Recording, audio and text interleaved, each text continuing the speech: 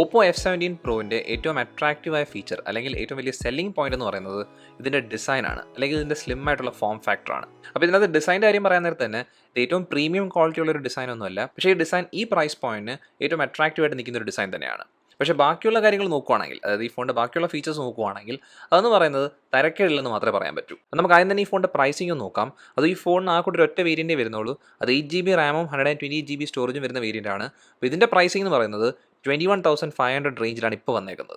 അപ്പോൾ ആ പ്രൈസിംഗ് എടുക്കാൻ നേരത്തെ തന്നെ നല്ല കോമ്പറ്റീഷൻ ഉള്ളൊരു പ്രൈസിംഗ് സെഗ്മെൻ്റ് ആണ്. കാരണം എന്ന് വെച്ചാൽ നമുക്ക് നല്ല പ്രൊസസ്സറൊക്കെ വരുന്ന, അത്യാവശ്യം നല്ല ഫീച്ചേഴ്സൊക്കെ ഉള്ള ഫോൺസ് വരുന്നൊരു പ്രൈസ് പോയിന്റ് ആണ്. അപ്പോൾ അക്കാരണത്താൽ തന്നെ നിങ്ങൾ ഈ Oppo F17 Pro എടുക്കാൻ തീരുമാനിച്ചിട്ടുണ്ടെങ്കിൽ എന്നാൽ നിങ്ങൾക്ക് ഏറ്റവും അട്രാക്റ്റീവായിട്ട് നിൽക്കേണ്ടതും ഞാൻ പറഞ്ഞില്ലേ, ഇതിൻ്റെ ഡിസൈൻ മാത്രമാണ്. അപ്പോൾ അതിന് ഇതിൻ്റെ ഡിസൈൻ നോക്കുവാണെങ്കിൽ ഞാൻ മുമ്പേ പറഞ്ഞായിരുന്നു, ഇതിനകത്ത് പ്രീമിയം ക്വാളിറ്റി കാര്യങ്ങളൊന്നും ഇല്ല. നമുക്ക് ഫ്രണ്ട് ഗ്ലാസ് ആണ് വരുന്നത്, പക്ഷേ ഇത് ഗൊറില്ല ഗ്ലാസ് 3 ആണ്. അപ്പോൾ പഴയ ഗൊറില്ല ഗ്ലാസ് ആണ്.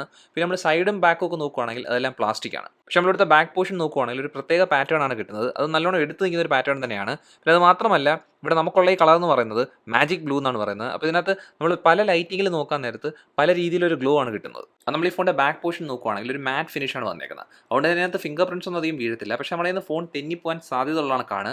പക്ഷേ ഇവിടെ ഒരു പ്രത്യേകതയുണ്ട്, അതായത് ഈ ഫോണിൻ്റെ കനം ഒരുപാട് കുറവാണ്. അതുകൊണ്ട് തന്നെ നമ്മളെ കയ്യിൽ ഒതുങ്ങി നിൽക്കുന്നുണ്ട്. അതും നമുക്ക് ഈ കനം കുറഞ്ഞ കാര്യം എന്ന് പറയുന്നത് ഈ പ്രൈസ് പോയിന്റിൽ സാധാരണ ഫോൺസിൽ വരുന്നതല്ല. അപ്പോൾ അതാണ് ഞാൻ പറഞ്ഞില്ലേ ഈ ഫോണിൻ്റെ ഏറ്റവും ഭയങ്കര ഹൈലൈറ്റിംഗ് ഫീച്ചർ എന്ന് പറയുന്നത്. അതുപോലെ മാർക്കറ്റ് ചെയ്യുന്ന അങ്ങനെ തന്നെയാണ്. പിന്നെ ഈ ബാക്കിൽ നമുക്ക് അങ്ങനെ സ്ക്രാച്ച് ഒന്നും വീണിട്ടില്ല. പക്ഷേ ഈ സൈഡ് ഫ്രെയിമിനകത്ത് നമുക്ക് സ്ക്രാച്ച് പെട്ടെന്ന് വീഴാൻ സാധ്യതയുണ്ട്. പിന്നെ അതുപോലെ തന്നെ നമ്മളെ ക്യാമറ മോഡിൽ നോക്കാൻ നേരത്ത് കുറച്ച് പുറത്തേക്ക് നിൽക്കുവാണെങ്കിൽ പോലും ആ ക്യാമറ ലെൻസിനകത്തൊന്നും സ്ക്രാച്ച് വീണിട്ടില്ല. പിന്നെ നമുക്ക് ഫ്രണ്ടിൽ നോക്കാൻ നേരത്ത് ഫ്രണ്ടിലത്തെ ഡിസ്പ്ലേ എന്ന് പറയുന്നത് ഞാൻ മുമ്പേ പറഞ്ഞായിരുന്നു, ഇവിടെ ഗൊറില്ല ഗ്ലാസ് 3 ആണ്. അപ്പോൾ ഇതിനകത്തും അങ്ങനെ പ്രശ്നങ്ങളൊന്നും ഇതുവരെ വന്നില്ല. പിന്നെ ബട്ടൺസും കാര്യങ്ങളൊക്കെ ഇപ്പോഴും നല്ലോണം വർക്ക് ആവുന്നുണ്ട്. പിന്നെ പോർട്സിൻ്റെ കാര്യം നോക്കുവാണെങ്കിൽ നമുക്കിവിടെ 2 പോർട്ട് കിട്ടുന്നുണ്ട്. അതായത് ഒന്ന് USB-C ചാർജിങ് പോർട്ടാണ്, പിന്നെ നമുക്കിവിടെ ഹെഡ്ഫോൺ ജാക്കും കിട്ടുന്നുണ്ട്. അതുപോലെ തന്നെ ഇവിടെ ഈ താഴെ കാണുന്ന ഈ ഗ്രിൽ എന്ന് പറയുന്നതാണ് സ്പീക്കർ ഗ്രിൽ. അപ്പോൾ ഇത് മാത്രമാണ് സ്പീക്കർ ഗ്രിൽ.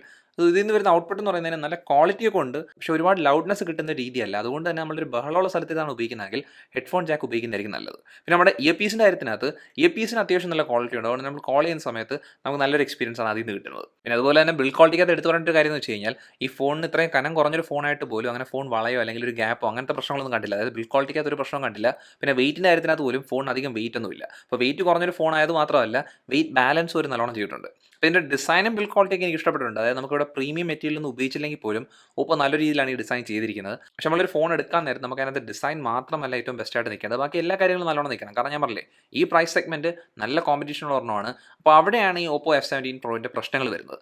കാരണം ഇതിൻ്റെ ഡിസ്പ്ലേ എടുക്കാൻ നേരത്ത് അങ്ങനെ ഭയങ്കര പ്രത്യേകതയുള്ള ഡിസ്പ്ലേ ഒന്നുമല്ല. ഇതിനകത്ത് ഉപയോഗിക്കുന്ന ഡിസ്പ്ലേ എന്ന് പറഞ്ഞാൽ അത്യാവശ്യം നല്ലൊരു ഡിസ്പ്ലേ തന്നെയാണ്, ക്വാളിറ്റിയൊക്കെ ഉള്ള ഡിസ്പ്ലേ ആണ്. അത് ഇതൊരു AMOLED പാനൽ തന്നെയാണ്. ഇതിൻ്റെ സൈസ് എന്ന് പറഞ്ഞാൽ 6.43 ഇഞ്ചാണ്. അത് നമുക്ക് ഇതിൻ്റെ റെസൊല്യൂഷൻ നോക്കുവാണെങ്കിൽ ഇതൊരു ഫുൾ HD പാനൽ തന്നെയാണ്. അപ്പോൾ അതുകൊണ്ട് തന്നെ ഇവിടുത്തെ പിക്സൽ ഡെൻസിറ്റി അത്യാവശ്യം നല്ലോണം ഉണ്ട്.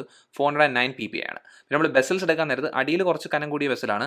പിന്നെ ഇവിടെ ഹോൾ പഞ്ച് ക്യാമറയ്ക്കകത്ത് തന്നെ നമുക്ക് 2 ക്യാമറ ഫ്രണ്ടിൽ വരുന്നുണ്ട്. ഇച്ചിരി വലിയൊരു ഹോൾ പഞ്ചാണ്. എന്നാൽ നമുക്ക് ആ ഹോൾ പഞ്ചിന് ചുറ്റുമായിട്ട് ലൈറ്റിംഗ് പ്രശ്നങ്ങളോ അല്ലെങ്കിൽ വ്യൂയിങ് ആംഗിളിനകത്ത് പ്രശ്നമൊന്നും കണ്ടില്ലായിരുന്നു. പിന്നെ ബ്രൈറ്റ്നസിൻ്റെ കാര്യത്തിനകത്ത് തന്നെ അത്യാവശ്യം നല്ലോണം ബ്രൈറ്റ് ആവുന്ന ഒരു ഡിസ്പ്ലേ ആണ്. അപ്പോൾ അതുകൊണ്ട് നമുക്ക് പുറത്ത് വെച്ച് ഉപയോഗിക്കുകയാണെങ്കിൽ ഒരു വെയിലുള്ള ദിവസം ഉപയോഗിക്കുകയാണെങ്കിൽ പോലും നമുക്ക് കണ്ടൻറ്റൊക്കെ വായിക്കാൻ ബുദ്ധിമുട്ടൊന്നും വരുത്തില്ല. പക്ഷേ നമുക്കങ്ങനെ എടുത്ത് നിൽക്കുന്ന വേറെ കാര്യങ്ങളൊന്നും ഡിസ്പ്ലേ പറയാനില്ല. അത് നമുക്കിതിനകത്ത് 60 ഹെർട്സേ ഉള്ളൂ റിഫ്രഷ് റേറ്റ്.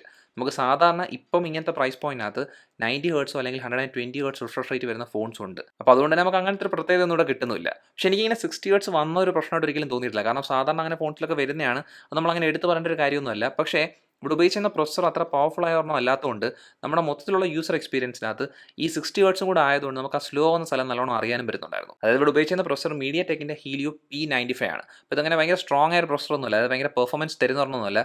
ഇതിനെക്കാട്ടിയും നല്ലതെന്ന് പറയുന്നത് സ്നാപ്ഡ്രാഗൻ്റെ പ്രൊസസ്സർ തന്നെയാണ്. സ്നാപ്ഡ്രാഗൻ്റെ 720 730 ഒക്കെ ഇതിലും ബെറ്റർ ആയിട്ടാണ് എനിക്ക് തോന്നിയത്. അത് നമ്മളിവിടെ ഉപയോഗിക്കുന്ന സമയത്ത് തന്നെ നമുക്ക് യൂസർ ഇൻ്റർഫേസിനകത്ത്, അതായത് നമ്മളിപ്പം ഹോം സ്ക്രീനിൽ കൂടെയൊക്കെ ബ്രൗസ് ചെയ്യുമ്പോൾ തന്നെ നമുക്ക് മനസ്സിലാവും ചില സമയത്ത് ചില ലാഗ് ഒക്കെ കാണാൻ പറ്റുന്നുണ്ടായിരുന്നു.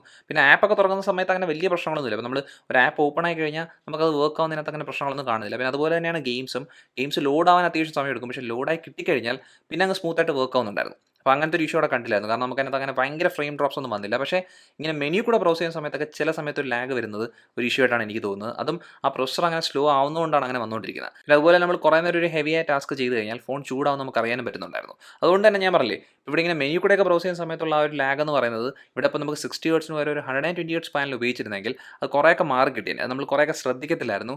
അപ്പോൾ അങ്ങനത്തെ ഒരു പോരായ്മ ഇവിടെ വന്നിട്ടുണ്ട്. അത് നമ്മളിവിടെ ഉപയോഗിച്ചിരിക്കുന്ന ഈ പ്രൊസസ്സറിനകത്തും അതുപോലെ തന്നെ ഇവിടുത്തെ യൂസർ എക്സ്പീരിയൻസിനകത്തും ശ്രദ്ധിക്കേണ്ട ഒരു കാര്യം എന്ന് വെച്ച് കഴിഞ്ഞാൽ നമ്മളൊരു ആവറേജ് യൂസർ ആണെങ്കിൽ നമ്മൾ ഉപയോഗിക്കുന്ന സമയത്ത് അങ്ങനെ ഭയങ്കര പ്രശ്നങ്ങളൊന്നും വരത്തില്ല. നമ്മൾ ആപ്സ് ഒക്കെ നല്ലോണം തന്നെ വർക്ക് ആയിക്കോളും, പ്രശ്നങ്ങളൊന്നും കാണത്തില്ല. പക്ഷേ നമുക്ക് ഇടയ്ക്ക് ലാഗൊക്കെ അനുഭവപ്പെടും.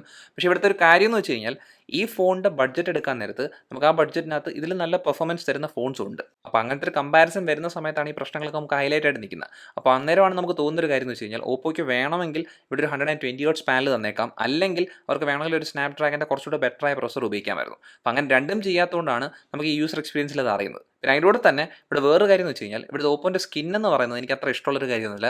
അത്യാവശ്യം ഹെവിയൊരു സ്കിന്നാണ്, പക്ഷേ നമുക്കിവിടെ ആൻഡ്രോയിഡ് 11 അപ്ഡേറ്റ് ഇപ്പോൾ വന്നിട്ടുണ്ട്. അപ്പോൾ അതൊരു ഹൈലൈറ്റ് ആണ്. കാരണം ഇപ്പോൾ നമുക്ക് ആൻഡ്രോയിഡ് 11 ഒരുപാട് ഫോൺസ് ഒന്നുമില്ല, പക്ഷേ എന്നാൽ പോലും ഞാൻ പറഞ്ഞില്ല ഈ സ്കിൻ എനിക്ക് അത്ര ഇഷ്ടമുള്ളതൊന്നുമല്ല.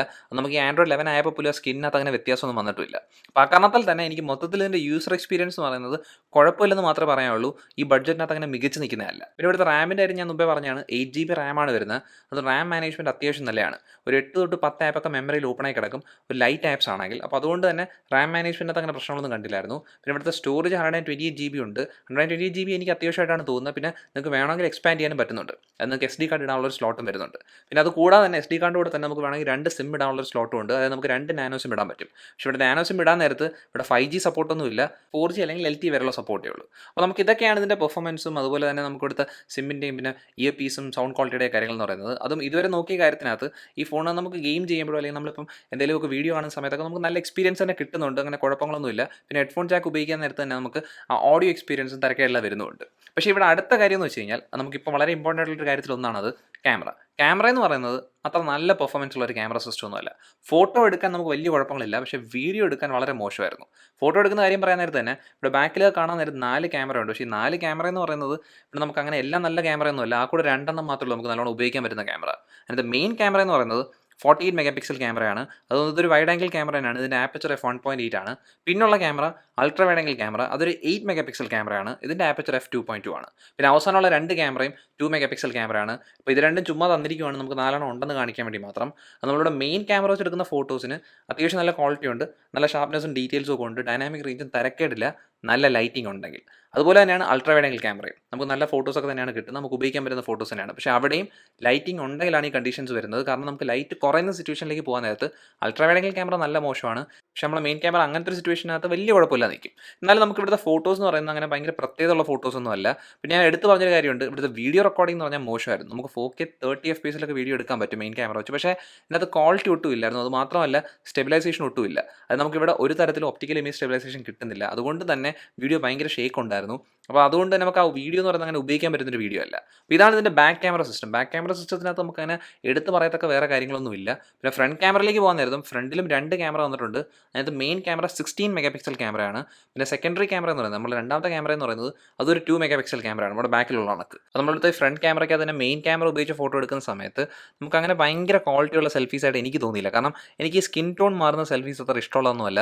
അപ്പോൾ അങ്ങനത്തെ ഒരു പ്രശ്നം ഈ Oppo F17 Proൻ്റെ ഫ്രണ്ട് ക്യാമറയ്ക്കകത്തുണ്ട്. പക്ഷേ ഇവിടെ Oppo F17 Proയ്ക്കകത്ത് ഞാൻ ശ്രദ്ധിച്ചൊരു കാര്യം എന്ന് വെച്ച് കഴിഞ്ഞാൽ ഒരു കുറേ ക്യാമറ ഫീച്ചേഴ്സാണ് കൊടുത്തേക്കുന്നത്. അതായത് നമുക്ക് നമ്മുടെ മെയിൻ സബ്ജക്റ്റിനെ മാത്രം കളർ ആക്കിയിട്ട് ബാക്ക്ഗ്രൗണ്ട് ബ്ലാക്ക് ആൻഡ് വൈറ്റ് ആക്കി എടുക്കുക, അതുപോലെ തന്നെ പോർട്രേറ്റ് ഫോട്ടോസും. അപ്പോൾ അങ്ങനത്തെ കുറേ ക്യാമറ ഫീച്ചേഴ്സാണ് അവർ തന്നേക്കുന്നത്. അതൊന്നും എനിക്ക് അങ്ങനെ ഭയങ്കര ഹൈലൈറ്റ് ആയിട്ട് തോന്നുന്നില്ല. അതുകൊണ്ട് തന്നെ ഇവിടുത്തെ ഈ ക്യാമറ സിസ്റ്റം എന്ന് പറയുന്നതും ഈ ബഡ്ജറ്റിന് അങ്ങനെ ഭയങ്കര ഹൈലൈറ്റ് ചെയ്ത് പറയേണ്ടോ അല്ലെങ്കിൽ ഭയങ്കര മികച്ച് നിൽക്കുന്നൊരു കാര്യമൊന്നുമല്ല. ഒരു ആവറേജ് ക്യാമറ സിസ്റ്റമാണ്. അതേ കണക്ക് തന്നെയാണ് ഇതിൻ്റെ ബാറ്ററി വന്നേക്കുന്നത്. ഇവിടെ ഉപയോഗിച്ചിരിക്കുന്ന ബാറ്ററി ഫോൺ ഇത്രയും സ്ലിം ആയ ഒരു ഫോൺ ആയതുകൊണ്ട് തന്നെ ഒരു ചെറിയ ബാറ്ററിയാണ്. ഇതിൻ്റെ ബാറ്ററി കപ്പാസിറ്റി എന്ന് പറയുന്നത് 4015 mAh ആണ്. അപ്പോൾ അതുകൊണ്ട് തന്നെ എനിക്കിവിടെ കിട്ടിയ ബാറ്ററി ബാക്കപ്പ് എന്ന് പറയുന്നത് മോശമൊന്നുമല്ല, നമുക്ക് അവിടെയും തിരക്കേടില്ലെന്ന് പറയാൻ പറ്റും. ഒരു ദിവസമൊക്കെ നിൽക്കുന്നുണ്ടായിരുന്നു. ഒരു 5.5 മണിക്കൂറിനും ഒരു 6 മണിക്കൂറിനും ഇടയ്ക്കാണ് എനിക്ക് സ്ക്രീൻ ഓൺ ടൈം വന്നുകൊണ്ടിരുന്നത്. അപ്പോൾ നിങ്ങളൊരു ഹെവി യൂസറൊക്കെ ആണെങ്കിലാണ് ഇങ്ങനത്തെ കാര്യം വരുന്നത്. അതുകൊണ്ട് തന്നെ നിങ്ങളൊരു ലൈറ്റ് യൂസറൊക്കെ ആണെങ്കിൽ നിങ്ങൾക്ക് ഇതിനെക്കാട്ടിയും കുറച്ചുകൂടെ മികച്ച ബാറ്ററി ലൈഫ് കിട്ടുകയും ചെയ്യും. പിന്നെ ഇവിടെ വന്നേക്കുന്ന ചാർജർ എന്ന് പറയുന്നത് ഒരു 30 വാട്ട് ചാർജറാണ് നമുക്ക് ഫോണിൻ്റെ കൂടെ കിട്ടുന്നത്. അപ്പോൾ ആ ചാർജർ വെച്ച് ചാർജ് ചെയ്യുവാണെങ്കിൽ 1 മണിക്കൂറിന് താഴെ തന്നെ 0 to 100% ചാർജ് ആയി കിട്ടും. അപ്പോൾ അതൊരു നല്ല കാര്യമാണ്. അതായത് നമുക്ക് ഫാസ്റ്റ് ചാർജിങ് സപ്പോർട്ടും ഉണ്ട്. പക്ഷേ ഇവിടെ വയർലെസ് ചാർജിങ് കാര്യങ്ങളൊന്നും ഇല്ല. അതുപോലെ തന്നെ വാട്ടർ റെസിസ്റ്റൻസോ അങ്ങനത്തെ ഫീച്ചേഴ്സ് ഒന്നും വരുന്നില്ല. അതൊന്നും ഈ ബഡ്ജറ്റ് സാധാരണ കാണുന്നില്ല. അപ്പോൾ അതിവിടെ കിട്ടുന്നുമില്ല. പിന്നെ ഒരു കാര്യം എന്ന് വെച്ച് കഴിഞ്ഞാൽ ഇവിടെ നമുക്കൊരു in display finger print scanner വരുന്നുണ്ട്. അത് ആ സ്കാനർ അത്യാവശ്യം ഫാസ്റ്റായിട്ട് വർക്ക് ആവുന്നുണ്ടായിരുന്നു, കുഴപ്പങ്ങളൊന്നും ഇല്ലായിരുന്നു. ഇതൊരു ഒപ്റ്റിക്കൽ സ്കാനറാണ്, എറേഴ്സും അങ്ങനെ വലുതായിട്ടൊന്നും ഇല്ലായിരുന്നു. അപ്പോൾ അതെനിക്ക് ഇഷ്ടപ്പെട്ടിട്ടുണ്ട്. അതുപോലെ തന്നെ ഈ ഫോണിൻ്റെ ബ്ലൂടൂത്ത് വേർഷൻ 5.1 ആണ്. പിന്നെ വൈഫൈ ഡ്യുവൽ ബാൻഡ് വൈഫൈ ആണ്. പക്ഷേ നമുക്കിവിടെ NFC കിട്ടുന്നില്ല, എന്നാൽ നമുക്ക് ബാക്കിയുള്ള എല്ലാ സെൻസസും കിട്ടുന്നുണ്ട്. അപ്പോൾ ഇതൊക്കെയാണ് ഈ Oppo F17 Proൻ്റെ മൊത്തത്തിലുള്ള കാര്യങ്ങൾ. അതെല്ലാം കണ്ടു കഴിയുമ്പം ഇവിടുത്തെ ഏറ്റവും ഭയങ്കര ഹൈലൈറ്റ് ആയിട്ട് നിൽക്കുന്ന അല്ലെങ്കിൽ മികച്ച് നിൽക്കുന്ന ഫീച്ചർ എന്ന് പറയുന്നത് ഇതിൻ്റെ ഈ ഡിസൈനും അല്ലെങ്കിൽ ഇങ്ങനെ സ്ലിം ആയിട്ടിരിക്കുന്ന ഒരു ഫോം ഫാക്ടർ മാത്രമാണ്. അല്ലാതെ ബാക്കിയുള്ള കാര്യങ്ങൾ എന്ന് പറയുന്നത് അങ്ങനെ ഹൈലൈറ്റ് ആയിട്ട് പറയേണ്ട ഒരു കാര്യമല്ല. ഈ ബഡ്ജറ്റിനകത്ത് ഇതിനെക്കാട്ടിയും ബെറ്റർ ആയിട്ട് പെർഫോം ചെയ്യുന്ന ബാക്കി ഒരുപാട് ഫോൺസ് ഉണ്ട്. അതുപോലെ തന്നെ ബെറ്റർ ക്യാമറ വരുന്ന ഫോൺസും ഉണ്ട്. അല്ലെങ്കിൽ മറ്റ് ചില ഫോൺസിനകത്ത് അതിൻ്റെ ബാറ്ററി എന്ന് പറയുന്നത് ഒരുപാട് വലിയൊരു ബാറ്ററി ആയിരിക്കും.